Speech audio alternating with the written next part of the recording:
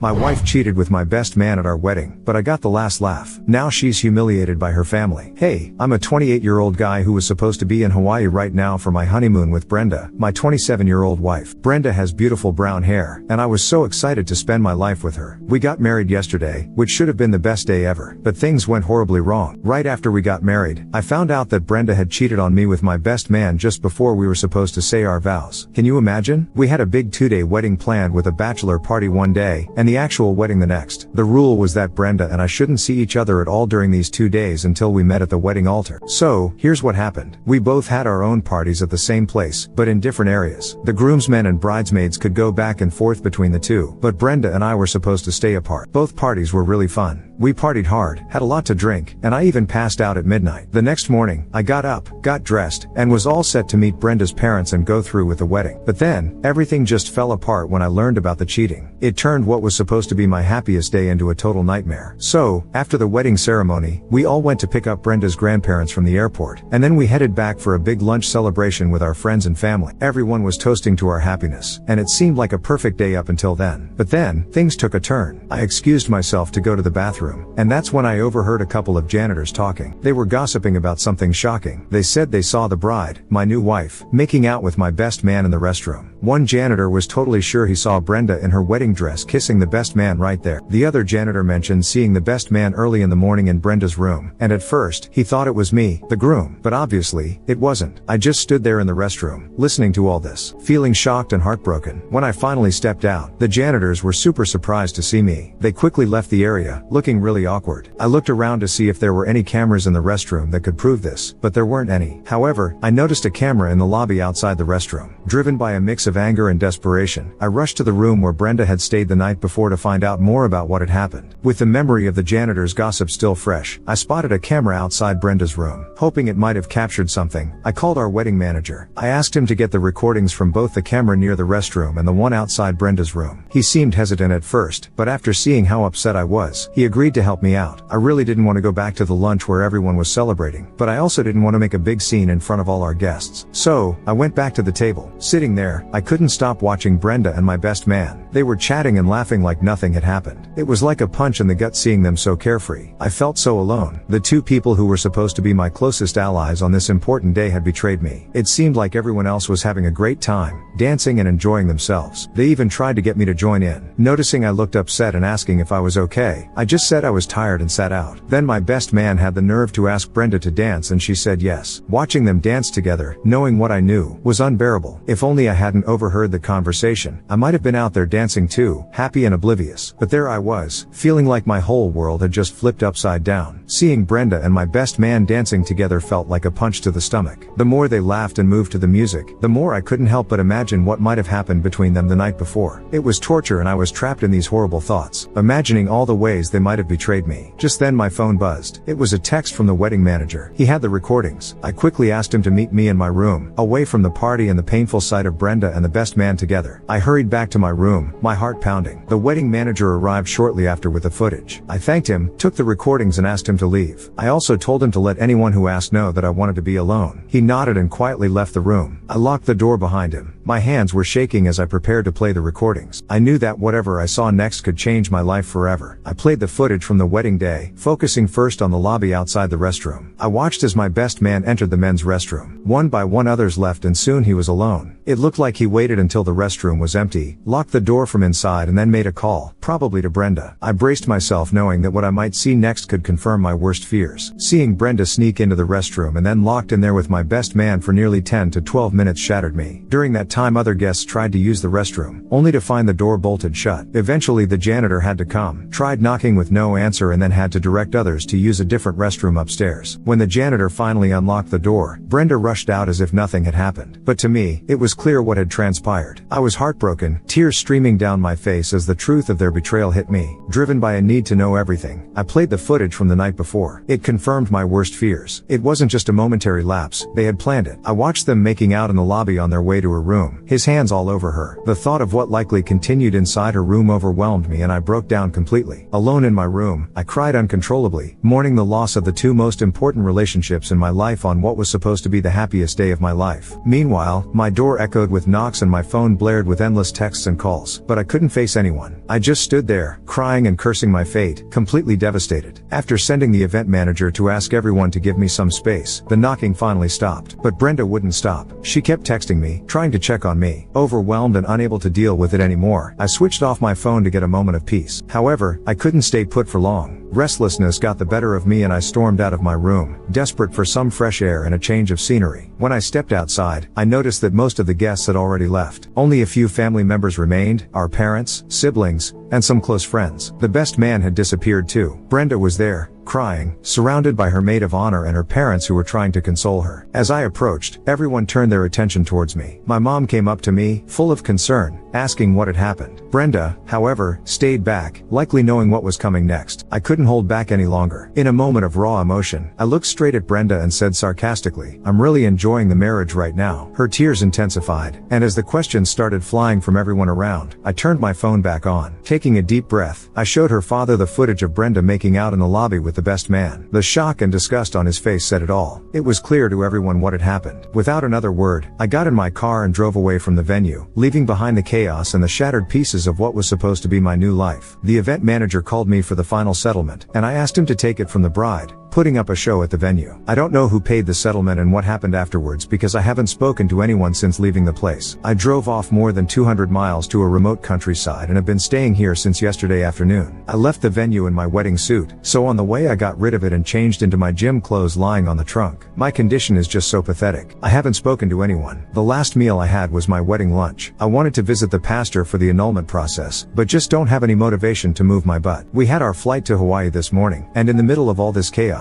I forgot to cancel it. In fact, I woke up today with the final calls from airlines to board the flight. That money went to waste. I canceled the hotel bookings, but got nil returns because I was canceling them post check-in time. I got some money back only for the return flight from Hawaii and some water sports bookings. Otherwise, I lost everything in the true sense anyway. Monetary loss is nothing compared to the mental stress that I'm going through. I don't know how I'm going to deal with all this trauma. My head is hurting so bad. This loneliness is killing me, but I don't want to talk or meet with anyone. I don't know how to explain my situation. You don't have to explain your situation. She just did the most incredibly terrible thing to you. Now for the updates. Update 1. Hey there. Thanks for sticking with me while I share my pretty tough story. Things have been really rough. I'm still feeling down, but I'm a bit better than when I first ran away to a random place last week. I ended up at a cheap motel next to the highway, where lots of truck drivers and people on road trips stopped for the night. I didn't really care about where I was staying. I just needed to get away from everything that was familiar. A couple of days after I arrived, I realized I needed to grab some basic stuff and maybe get some food because I hadn't eaten properly. The motel had a little supermarket downstairs, so I went there. By then, I smelled pretty bad because I'd been drinking a lot and hadn't showered. After I cleaned up, I decided it was time to sort out the mess with the wedding. I went to see the pastor who married us. He was really shocked when I told him what went down after the ceremony. I told him straight up that I wanted to act like the wedding never happened. I didn't really know the rules about getting a marriage annulled. The pastor explained that an annulment is a way to cancel a marriage, like it never existed, but it's only allowed in specific situations, like if there was fraud, if someone was forced into it, or if the vows were made without really understanding them because someone was drunk or high. I brought up the idea to the pastor that maybe my situation could count as fraud since she cheated right before we said our vows. But it turned out things were a bit more complicated because we had officially registered our marriage at the magistrate's office. Following all the legal steps, that meant an annulment wasn't possible and I'd have to go through the divorce process instead. This also meant I'd inevitably have to deal with her again, which I was dreading. Left with no other choice, I went to my parents' place to figure things out. They were really worried about me. My dad, being incredibly supportive, offered to help in any way he could. Knowing he had lots of connections, I asked if he could hook me up with a lawyer. Lucky for me, Dad is a businessman and knows a few good attorneys. He gave me the contact of a lawyer who specializes in divorce cases. It turned out my dad had already talked to him about my situation, so the lawyer was all prepped and ready to help. Dad reassured me that everything was set for a quick and straightforward divorce because the marriage hadn't been consummated. I met with the lawyer and he was super confident about handling everything smoothly. He started on the paperwork right away and told me the divorce papers would be sent to her within a week. He also made it clear that he'd make sure I wouldn't have to pay any alimony. In fact, he was going to argue that she should pay for half of the wedding costs. When the whole wedding debacle unfolded, my dad stepped in to handle the financials since I had paid for the entire wedding myself. That's why my lawyer is pushing to get half of those expenses back from Brenda as part of the divorce settlement. It turns out that after I left the venue, my dad also took care of the payment to the wedding planner. The situation with Brenda escalated quickly. Her parents were so upset by her actions that they left the venue immediately, essentially disowning her on the spot. Her maid of honor ended up taking her home. Meanwhile, my family, including my parents and grandparents, were left to pick up my belongings and finalize everything with the planner. When everything settled down a bit, my mom handed me the keys to my house, which Brenda had sent to my parents' house. Brenda also called my mom, apologizing for everything and asking for help to reconcile with me. However, my mom told her she wouldn't interfere and that it would be up to me to decide the future of our relationship. As for questions about my best man, well, he's been my buddy since college and we've been close for about 10 years. He moved to Seattle after we graduated, but we've kept in touch, and whenever he's back in town, we hang out like old times. He was even more excited about my wedding than I was. It's hard to imagine how everything turned so sour, considering our long history and the excitement leading up to the big day. He came down a week before the wedding to help me out with shopping and other preparations. He's always been more like family than just a friend. This wasn't the first time he had met Brenda. They'd hung out with me numerous times before whenever he visited. Honestly, I've been struggling to understand what he was thinking when he betrayed me right before the wedding. At that time, though, all I really wanted was to find some peace of mind. Brenda and I had been together for 2.5 years, and even after deciding to get married, we waited another 5 months. During all those years, I never saw any warning signs. He was always nice and respectful, never inappropriate with any of my friends, even when he was the best man. Nothing seemed off until everything fell apart. I returned to my now empty house, which felt haunted by memories. The last time I was here, we were so excited, planning our wedding and dreaming about our future. Now, everything was shattered. The next day, my mom came over and stayed with me for the next few weeks. She took care of everything Brenda had left behind and even helped renovate the place a bit. Her presence was a huge comfort during such a tough time. Clearing out the house and sorting through everything was a big help, and it gradually helped me start to feel like I was getting back in control of my life. The first proactive step I took was joining a fitness club. I figured it was better to drain all those swirling negative thoughts through intense workouts rather than let them consume me. I wasn't really out of shape before, but I was a bit chubby. Since starting my workouts, I've already lost 5 pounds, which feels great. Keeping busy has been crucial for me. When the divorce papers finally reached her, Brenda texted me asking if we could meet. It was the first time I had heard from her since the wedding day disaster. Her message broke me down all over again. I had been ignoring her, trying to act as if she didn't exist, like she was a ghost, but her text made all the emotions come flooding back. Despite everything, I agreed to meet her. She looked frail and tired. During our meeting, I kept my expression neutral, answering her questions with short one-word responses. The conversation felt incredibly awkward. I don't even know what came over me, but I ended up bringing up the cheating, bluntly asking her how she ended up with him. It was a question that had been haunting me, and somehow,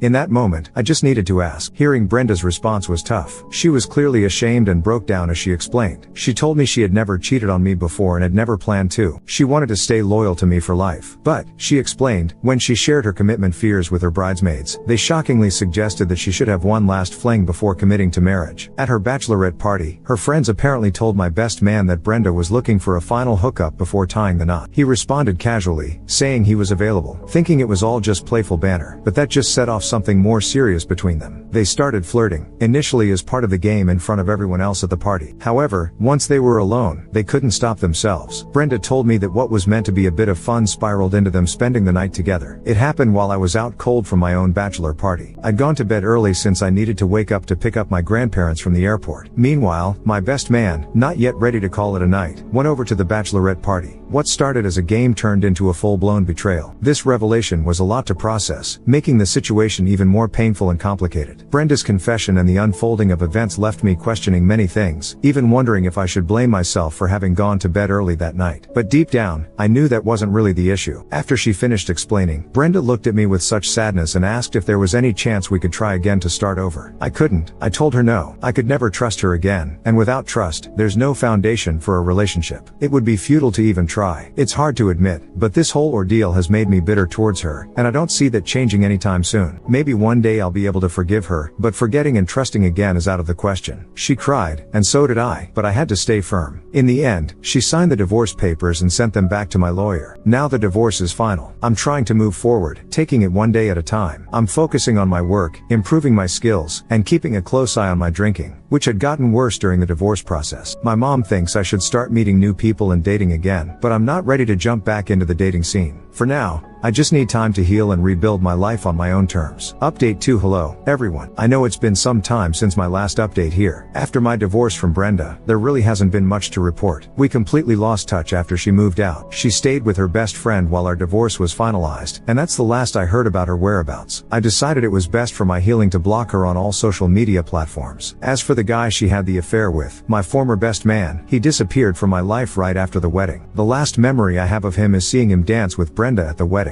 I assume she must have told him about the divorce, and sometimes I wondered if they ended up together. That thought bothered me for quite a while, but I've worked through those feelings of insecurity. Recently, I ran into a college friend who knew both me and the affair partner. He was actually at the wedding, too. I haven't been keeping up with anyone or even checking social media much since everything went down. This friend filled me in on some surprising news. The affair partner was cheated on and dumped by his own fiancée. It's an ironic twist, and hearing it was a strange mix of emotions. It's not something I take joy in, but it did give me a sense of closure, knowing that sometimes life has a way of balancing things out. I'm just focusing on moving forward, taking things one day at a time. That's quite the update, and it certainly adds another layer to the whole situation. It turns out a few of the groomsmen were aware of the affair between my former best man and Brenda the night before the wedding. After I locked myself in my room during the reception, they pieced together what had happened. When word of my divorce spread, it all clicked for them. My college friend, who filled me in on all of this, had lost touch with the affair partner after the wedding chaos. However, by a twist of fate, he ended up working at the same company as the affair partner. It was there that he learned about his recent engagement, and its abrupt end. The affair partner had gotten engaged to a coworker, but just a day after the engagement, they split up, and the planned wedding for this month was called off. During an office party, the affair partner, having had too much to drink, confessed to my friend that his fiancée had cheated on him, which was the reason for their breakup. It's a harsh reality and an ironic twist, considering his past actions. This whole saga has been a lot to process, and hearing these developments, while shocking, does bring some strange sense of poetic justice. Now, more than ever, I'm focused on moving forward, and leaving all this drama firmly in the past. The friend tried consoling me, saying that the affair partner was hit by karma because of what he had done to me. I said I had moved on from the feeling of revenge and betrayal when I was being cheated upon. I desperately wanted to ruin the affair partner's life, but now I just don't care about him or Brenda. Both are ghosts to me, and don't exist for me to update the people who have read it. I'm dating this wonderful girl from my office. She's a brave single mother, mom of an adorable daughter, and I can't stop gushing over both of their cuteness and mannerisms. It's too early to say whether I want to marry her or not, but she definitely lives my life with her presence. Last month, I invited her over to my parents for dinner, and my parents just love her daughter. It was a happy sight, and I want to seal this deal, but we are both very skeptical and don't want to rush into things. We'll probably take a couple of years more before we decide to marry, if at all. Fingers crossed, but we might start living together soon. I will make an update if anything progresses.